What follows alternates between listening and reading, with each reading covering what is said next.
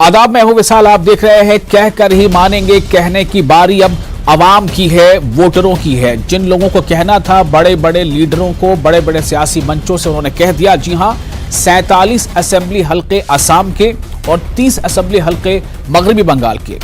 ये इन हल्कों में अगले दिन यानी 27 मार्च को वोटिंग होनी है। और अब वोटिंग का मतलब यह है कि वहां कहकर ही मानना है वहां के अवाम को, वहां के वोटरों को, चूंकि वो अपने मुतालबात के तई और अपने मसाइल के तई वो उन्हें ये समझना है कि उन्हें वोटिंग करनी है तो किसके लिए करनी है, किससे उन्हें फायदा पहुंच सकता है। दरअसल तमाम पार्टियों ने पूरा जोर लगाया। इंतखाबात तो 5 रियासतों में हो रहे हैं, जिनमें पुडुचेरी भी शामिल है, लेकिन ये 2 रियासतें ऐसी हैं, मगरबी बंगाल और असम, जहां पर पहले मरहले के तहत कल यानी अगले दिन सुबह वोटिंग होगी। और इनमें सबसे अहम बात यह है कि जहां बंगाल में पहले मरहले के तहत 30 सीटों पर वोटिंग हो रही है, जबकि बंगाल में कुल 294 सीटें हैं और वहां वोटिंग होगी 30 सीटों पर। और इनमें से खास तौर से वो इलाके हैं जो कबायली आबादी वाले इलाके हैं। इनमें झारग्राम है, बांकुड़ा है, मिदनापुर का मशरकी व मगरबी मिदनापुर के हिस्से हैं, बांकुड़ा है। तो इनमें वोटिंग होनी है। और कहा यह जाता है कि यहाँ की जो अवाम है उसने पिछली बार और उसके पहले भी टीएमसी पर खासा भरोसा जताया था, लेकिन इस बार टीएमसी पर कुछ चैलेंज है वहां बीजेपी से। और सबसे अहम बात यह है कि बीजेपी के लिए कल जो 30 सीटों पर वोटिंग होगी बंगाल में, उन 30 सीटों पर बीजेपी को खोने के लिए कुछ भी नहीं है। बीजेपी अगर एक सीट भी हासिल कर लेती है तो वो उसकी कामयाबी मानी जाएगी। तो क्या वाकई एक ऐसे मौसम में, एक ऐसे माहौल में जब ऐसा लग रहा है कि बीजेपी एक बड़ा चैलेंज बनकर सामने आ सकती है, और खास तौर से इन 30 सीटों पर, जबकि वहां पर पिछली बार बीजेपी ने एक भी सीट हासिल नहीं की थी। और इस बार जो लेफ्ट का अलायंस है कांग्रेस के साथ, सीपीआई, सीपीएम, लेफ्ट और आईएसएफ, इन सब ने मिलकर जो 30 सीटों पर वो एक चैलेंज बने हुए हैं। तो ममता बनर्जी के लिए बड़ा सवाल है कि पहले इम्तिहान में कितनी कामयाबी उन्हें मिल पाती है, कौन कौन से ऐसे मुद्दे इस पहले इम्तिहान में हावी रहेंगे। वहीं दूसरी तरफ असम में अगर हम बात करें तो असम में कुल 126 सीटें हैं। इन 126 में से कल पहले मरहले के तहत कुल 47 सीटों पर वोटिंग होगी। और इन 47 सीटों में ये ज्यादातर 47 सीटें जो अपर असम के इलाके में हैं, जिनमें पिछली बार बीजेपी और उनकी अलायंस पार्टी ने बड़ी कामयाबी हासिल की थी, तकरीबन 40। और इस बार बीजेपी का ये जो अपना टारगेट है कि इस बार 47 में से 40 के पार हमें किसी भी सूरत में जाना है, यानी बीजेपी और उसकी अलायंस। बीजेपी के साथ असम गण परिषद उसकी अलाई पार्टी है। तो 47 में से बीजेपी ने जो दाव खेला है वो 37 सीटों पर खेला है, 8 सीटों पर असम गण परिषद और 2 सीटों पर फ्रेंडली फाइट है। जबकि वहीं दूसरी तरफ 47 सीटें जो असम में पोलिंग के लिए जाएंगी, उन 47 में से कांग्रेस ने वहां पर अकेले 43 सीटों पर अपने उम्मीदवार उतारे हैं। इसका मतलब यह समझा जा सकता है कि सीधे तौर पर अपर असम में बीजेपी वर्सेस कांग्रेस से मुकाबला है। हालांकि कांग्रेस के साथ कुछ और भी पार्टियां हैं, जैसे एआईयूडीएफ है, 1 सीट पर इंतखाब लड़ रही है कल के फेज में। आरजेडी वो 1 सीट पर लड़ रही है और असम गण मोर्चा है वो 1 सीट पर लड़ रही है। तो इस तरह से वहां पर जो कुल सीटें हैं 47 में से 43 पर कांग्रेस लड़ेगी और 4 सीटें, 4 अलग अलग छोटी जमातें जो महाजोट में शामिल है वो कल इलेक्शन लड़ेंगी। इसी बीच तैयारियां भी खूब जोर शोर से हो रही हैं। इलेक्शन कमीशन ने अपनी तैयारियां मुकम्मल कर दी हैं। जहां पर जिन्हें भेजना था, जो पोलिंग ऑफिसर्स जाने थे, ईवीएम जाना था, वो लगभग अपनी जगह पर तैयारी मुकम्मल है। और साथ ही साथ जो बड़े पॉलिटिकल पार्टीज हैं, उनके बड़े लीडर वो कैंपेनिंग भी कर रहे हैं। अब दूसरे फेज में जहां इलेक्शन होना है उसके लिए राहुल जो है वो केरल में है, नड्डा जो है तमिलनाडु में है। तो वही आपको एक और तस्वीर दिखाई दे रही है। इस तरह से अलग अलग जगहों पर ये कैंपेनिंग भी लगातार जारी है। ममता दूसरे फेज के लिए मिदनापुर के ही दूसरे हिस्से में, जिसमें दूसरे फेज में वोटिंग होगी, उसके लिए ममता बनर्जी ने अपनी पूरी ताकत लगा रखी है। तो क्या होने वाला है इन सीटों पर कल और यहाँ के हालात कैसे हैं, इस पर कौन से मुद्दे हावी होंगे, ऐसे कई सवालों का जवाब तलाशने की हम कोशिश करेंगे। हमारे साथ मौजूद हैं 4 अहम मेहमान। हमारे साथ राजीव पांडे हैं, तर्जुमान बीजेपी के, और एडवोकेट इम्तियाज अहमद हैं, सीपीआईएम लीडर हैं, और रमन झा हैं, तर्जुमान कांग्रेस, प्रभात चंद्र तिवारी टीएमसी। शुरुआत करते हैं बंगाल से।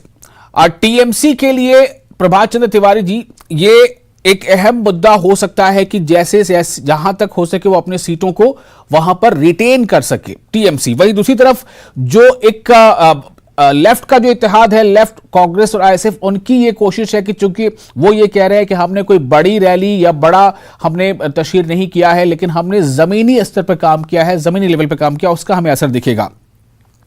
तो हमारे साथ सीपीआईएम के एडवोकेट इम्तियाज अहमद जुड़ चुके हैं। मैं उनसे जानना चाहूंगा, इम्तियाज, ये कितना बड़ा एक मौका है, पहली 30 सीटें जो कल जहां वोटिंग होगी, चूंकि ये 30 में से ज्यादातर सीटों पर टीएमसी ने कामयाबी हासिल की थी, बीजेपी ने पिछली बार एक भी सीट नहीं जीती थी।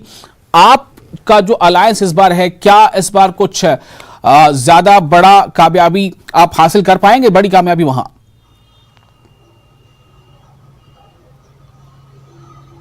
ऐसा है विशाल साहब कि बहुत शुक्रिया आपका। सबसे पहली बात यह है कि आइंदा कल 27 मार्च को हमारे मगरबी बंगाल में जो पहले चरण का यानी कि पहले फेज का जो इलेक्शन हो रहा है, जिसमें पुरुलिया, बांकुड़ा, झारग्राम, ईस्ट मेदिनीपुर और वेस्ट मेदिनीपुर में हो रहा है, जितनी सीटों पर जिसे बताया आपने, तो हम लोगों के सामने जो मसला है, जो कि आवाम का सवाल है, हम लोग कोई अपनी पार्टी का सवाल नहीं उठा रहे हैं, बल्कि मुल्क के और सूबे के अंदर में जो बुनियादी सवाल है, बेरोजगारी का सवाल है, महंगाई का सवाल है, सेहत का सवाल है, और जिस तरह से तमाम मगरबी बंगाल के अंदर में बेकारी में इजाफा हुआ है और शिक्षित बेरोजगार बढ़े हैं, हमारा सवाल आम बीच के लोगों के बीच में यही है कि हम ये मुद्दे जो आवाम की जिंदगी से, रोटी कपड़ा मकान, महंगाई, बेरोजगारी से मुंसलिक है, यही मुद्दा हम लोग घर घर पहुंचाया है, नौजवानों के बीच में पहुंचाया है जी। आपने देखा होगा कि इस बार बायां महाज, लेफ्ट और संयुक्त मोर्चा यानी कि मुत्तहदा महाज में हम लोगों ने 30 से लेके 40 साल के नौजवान उम्र के बच्चों को, लड़कों को, जो बिल्कुल नई जेहत और नई उमंग लेकर के समाज के अंदर तब्दीली लाना चाहते हैं अपने एजेंडे के मुताबिक, तो इस बार हम लोग काफी उम्मीद करते हैं कि आवाम के अंदर में जिस तरह से ये रुझान गया है आम लोगों का, और पूरे हिंदुस्तान के अंदर में जिस तरह से बीजेपी फेल्यूर हुई है किसी भी फील्ड में, चाहे वो जल्दबाजी में लॉकडाउन हो, चाहे नोटबंदी हो, जीएसटी हो, डीजल, पेट्रोल, रसोई गैस, ये सब की जो मार है आवाम इसको झेल नहीं पा रही है। और उसके बाद जिस तरह से जो मजदूरों का सवाल है, जिस तरह से आम लोगों का सवाल है, ठीक उसी तरह से मगरबी बंगाल के अंदर में भी तृणमूल कांग्रेस फेल्योर हुई है तमाम इश्यूज के ऊपर में। ठीक है, मैं आपके पास आता हूं। टीएमसी से हमारे साथ मौजूद हैं प्रभात चंद्र तिवारी। प्रभात, मेरा एक सवाल है, बीजेपी ने जिस तरह से मेहनत की है इन 30 सीटों पर, जो कबायली आबादी वाले इलाके हैं, खासतौर से वहां पीने के पानी का एक बड़ा मसला रहता है, और खुद वहां पर मोदी जी ने भी, अमित शाह जी ने भी वहां जो रैली की थी, तो वहां इस इलाके के मसले को उठाया था। क्या आपको लगता है कि ये वाकई एक बड़ा थ्रेट, बड़ा चैलेंज है टीएमसी के लिए अपनी सीटों को बचा पाना इन 5 ये जो जिलों में अभी पहले मरहले में इंतखाबात हो रहे हैं? इसको हम जंगल महल कहते हैं, और कल जो प्रथम चरण का जो वोट होने जा रहा है पश्चिम बंगाल में, और हम यहाँ पर जो है बढ़त बना के रखे हुए हैं, 10 साल पहले भी थे और आज भी हैं। और रही बात काम की, तो अगर मोदी जी और अमित शाह जी आज ये मुद्दा उठा रहे हैं, तो 7 साल पहले इनकी सरकार जो है हिंदुस्तान में राज कर रही है, तब उन्होंने ये मुद्दा क्यों नहीं उठाया?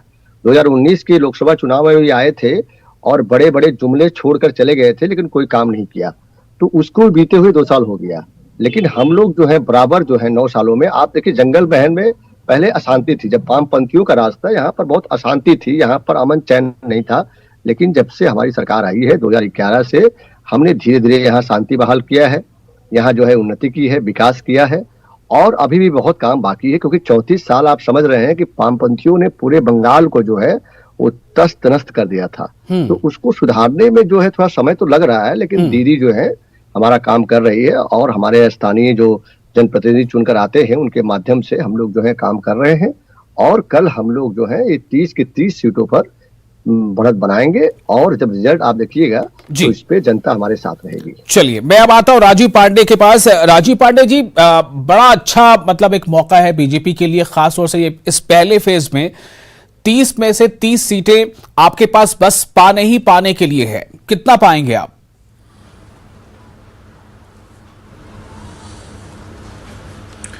देखिए आजम साहब, मैं एक बात बताता हूँ, भारतीय जनता पार्टी अपने आइडियोलॉजी, अपने विकास के मुद्दे पर बंगाल में चुनाव लड़ रही है। अभी हमारे सीपीआईएम के जो एडवोकेट साहब हैं, उन्होंने एक रटा रटाया गाना शुरू किया, नोटबंदी, जीएसटी, दिस दैट। अरे भैया, नोटबंदी और जीएसटी के काफ़ी साल हो गए और उसके बाद देश में लोकसभा का चुनाव हुआ, यूपी में चुनाव हुआ, पूरे देश में भारतीय जनता पार्टी को लोगों ने समर्थन किया।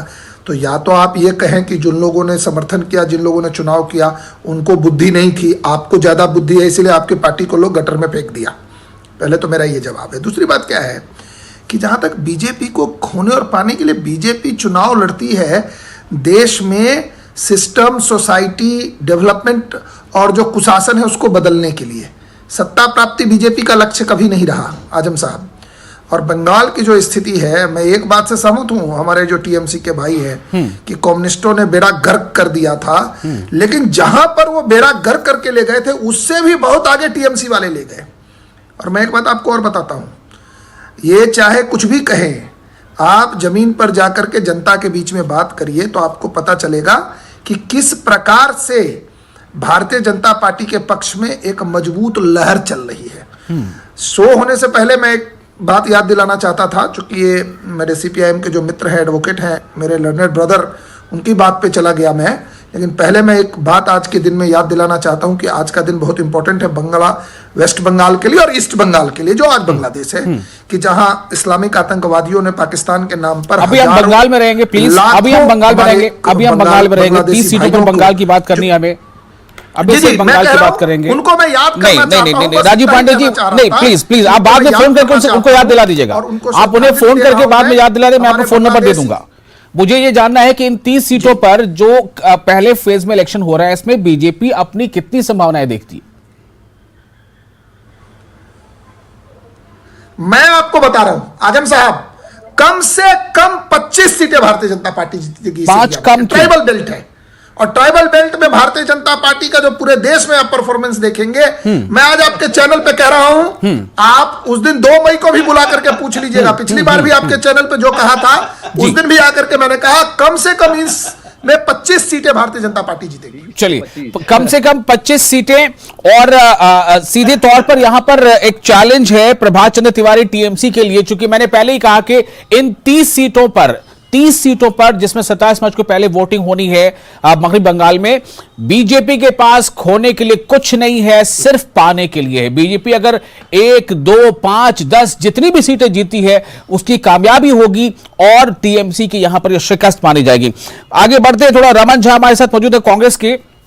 रमन जी, मैं थोड़ा मूव करता हूं, थोड़ा असम की तरफ।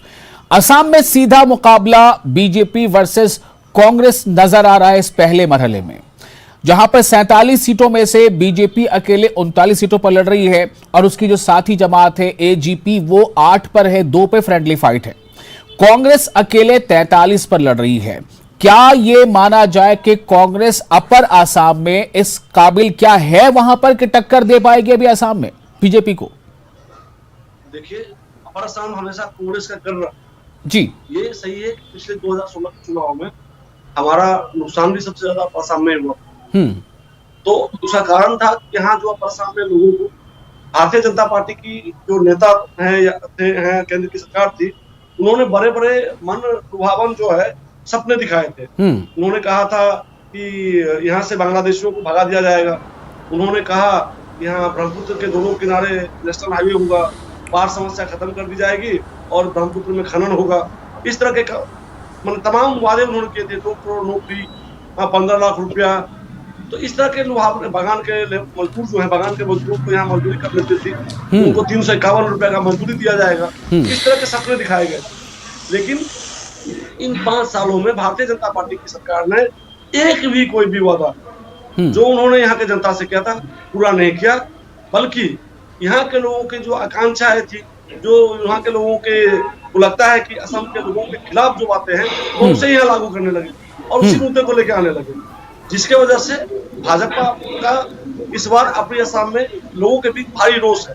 उन्होंने यहाँ के जो तेल संपदा है, जहाँ यहाँ तेल खनन होता है अपनी असम में। जी बोलिए, मैं सुन रहा हूँ, बोलिए जी। यहाँ तेल का खनन होता है, लेकिन इन क्षेत्रों को अभी निजीकरण करने से कई क्षेत्रों में और कई क्षेत्रों को निजीकरण के प्रोसेस में डालने से यहाँ के युवा भी तंग आ चुके हैं भाजपा से और आक्रोशित है। उन्हें लगता है कि इन सब क्षेत्रों से उनको बेरोजगारी और ज्यादा बढ़ जाएगी असम में। इसलिए इस बार युवा ही नहीं, चाय बागान के मजदूर भी। और यहाँ कांग्रेस ने जो 5 गारंटी दिया है वो लोगों के बीच बहुत ही जनप्रिय हो रहा है। तो कांग्रेस की यह 5 गारंटी, जिसमें एक गारंटी यह है कि हम असम में का को लागू नहीं होने देंगे। दूसरी है कि असम के चाय बागान के मजदूरों को 265 रुपया दिया जाएगा।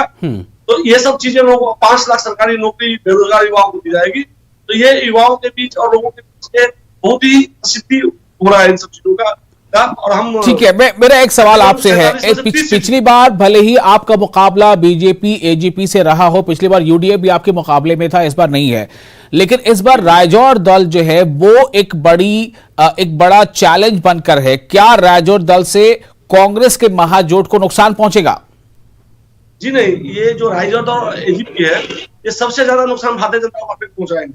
क्यों? ये क्षेत्रीय दल है, ये क्षेत्रीय दल है, मैं वही बता रहा हूँ। और असम गण परिषद जो भाजपा की पार्टनर है, अभी अलायंस है, वो भी क्षेत्रीय दल है।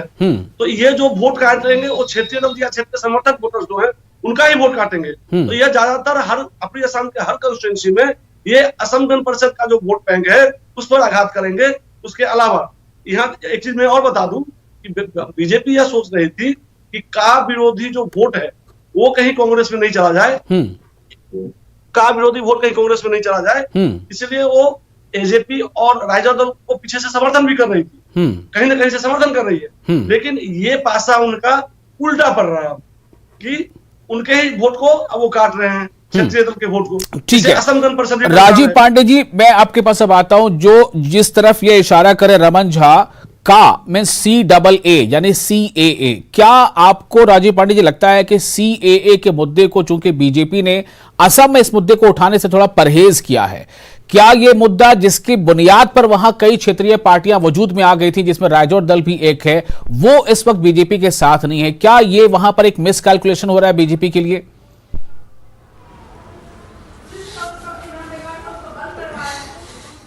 देखिए आजम साहब, असम का जो सिचुएशन है थोड़ा वो डिफरेंट है। और अभी जो रमन झा जी ख्याली पुलाव जो पका रहे थे आपके चैनल पे, वो 2 तारीख को बात करेंगे।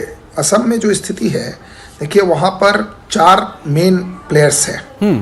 अब कांग्रेस पार्टी ने जो एक काम किया उससे असम की जो सारी जनता है उसको समझ में आ गया कि कांग्रेस पार्टी असम को एक जो बदरुद्दीन अजमल करके जो है नेता, उसके गोदी में देना चाहती है। क्या उसमें क्या प्रॉब्लम है? क्या वो मेंबर पार्लियामेंट नहीं है? जिहाद करने वाला माफिया है जो क्या वो मेंबर पार्लियामेंट नहीं है? अलायंस है, तो कांग्रेस पार्टी उसके साथ अलायंस कर रखी है। सुनिए ना, बीच में काहे बोल रहे हैं भाई, मेरी बात खत्म हो जाएगी। आप जिस तरह से नाम ले रहे हैं तो मुझे बोलना पड़ेगा ना। क्या राज्यसभा में यूडीएफ का साथ बीजेपी ने नहीं लिया था? जनता है ना, क्या राज्यसभा में यूडीएफ का साथ बीजेपी ने नहीं लिया था कभी? देखिए अब यूडीएफ का लिया, अरे भाई यूडीएफ का नहीं, उसी बदरुद्दीन अजमल की पार्टी का लिया। मेरे साथ आ जाए तो मैं क्या करूंगा? मेरी बात सुनिए जी, बोलिए मैं जवाब लेता हूं जी। बहुत सारे दूसरे लोग भी हैं। मैं तो बदरुद्दीन अजमल की बात कर रहा हूं, जो पता नहीं उस एरिया में लोअर असम में कहां से पहुंच गया ये। वहां तो 71 के बाद होना ही नहीं चाहिए था इसको, ये पहुंच गया है वहां। और कांग्रेस पार्टी सत्ता के लालच में एक तरफ कम्युनिस्ट से अलायंस है बंगाल में, केरला में विरोध में लड़ रहे हैं।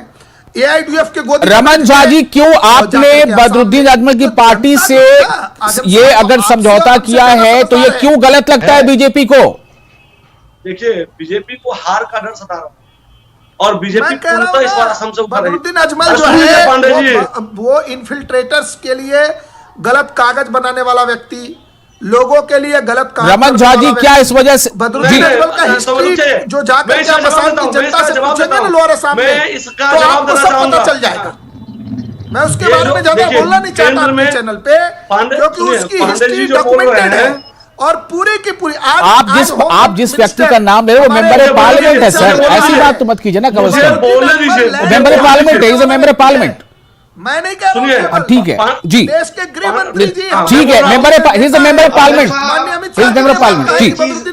रमन झा जी, क्या बदरुद्दीन अजमल से कांग्रेस की दोस्ती महंगी पड़ेगी? नहीं, कांग्रेस और AIDF दोस्ती है। बीजेपी के प्रवक्ता से ये सवाल करिए कि ये गुड़ खाते हैं और गुलगुल्ले से परहेज करते हैं। जी, मैं आ रहा हूं। को शहीद कहने वाले महबूबा मुफ्ती की पार्टी से पीडीपी से महबूबा मुफ्ती से ये कश्मीर के अंदर में समझौता करके सरकारी पुलाव खाते हैं पीडीपी से, और आज जो है वो अरे सीपीएम के हमारे इम्तियाज अहमद साहब मतलब ठीक है, ओके, मेरा सरकारी लड्डू खाने के लिए किया और उसके बाद सरकारी लड्डू खाने के लिए अरे महबूबा मुफ्ती जो है याकूब मेमन को फोटो लगा के घूमती है मुस्लिम और जिसको वो कहती है कि ये शहीद था, और इस्लामिस्टों से अलायंस करके हमने अलायंस किया तो किया, उसके बाद हमने क्या किया वो देखिए ना। तेरे याकूब मेमन के कातिल जिंदा है और उनके साथ जो है आपने कश्मीर में आपने लड्डू खाया सरकारी, और आज आप बदरुद्दीन अजमल को आप ये कह रहे हैं इन्फिल्ट्रेटर। आपको शर्म आनी चाहिए भाई साहब, ऐसा मत कहिए। पांडे जी आप दुनिया में है, मैंने कहा ना भाई देश के अलायंस हुआ, एक कॉमन मिनिमम प्रोग्राम पे हमने अपनी आइडियोलॉजी नहीं छोड़ी, हमने आर्टिकल 370 को जब्त किया, हमने आर्टिकल 35 को जब्त किया, देश के कानून को कश्मीर वैली। मैं फाइनल कमेंट के लिए ले रहा हूँ बारी बारी से सबके पास, प्लीज फाइनल कमेंट के लिए आता हूँ सबके पास। Prabhat Chandra Tiwari, TMC, final comment 30 seconds. कितनी उम्मीद है आपको, और क्या सीए का असर बंगाल में भी पड़ेगा? चूंकि बीजेपी के बड़े लीडर ने कहा है कि बंगाल में भी पहली कैबिनेट में सीए के तहत फैसला लिया जाएगा अगर उसे इख्तियार मिलती है। पश्चिम बंगाल में हम 30 में 30 पहले राउंड पे ला रहे हैं, और भारतीय जनता पार्टी जो जुमला पार्टी है वो मुंगेरी लाल के हसीन सपने न देखे। पश्चिम बंगाल में ममता दीदी तीसरी बार मुख्यमंत्री बनने जा रही है। ठीक है, और हो गया। जुमला पार्टी जो है जुमला छोड़ना बंद कर दे।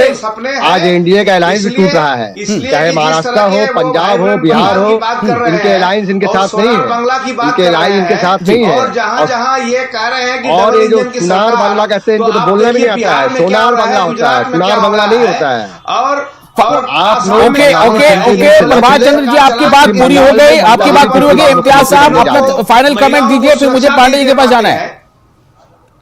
ममता दीदी तीसरी बार मुख्यमंत्री बनने जा रही है। ठीक है, इम्तियाज साहब तक हम जो है इम्तियाज साहब संविधान से खिलवाड़ न करें जी, और अशालीन गुफ्तगू न करें, जिससे देश की गरिमा और देश के अंदर बसने वाले किसी भी लोग का के मन को ठेस पहुंचे, ऐसी बात नहीं। चलिए okay, Pandey ji, Rajiv Pandey ji, final comment first phase को लेकर कामयाबी कितनी?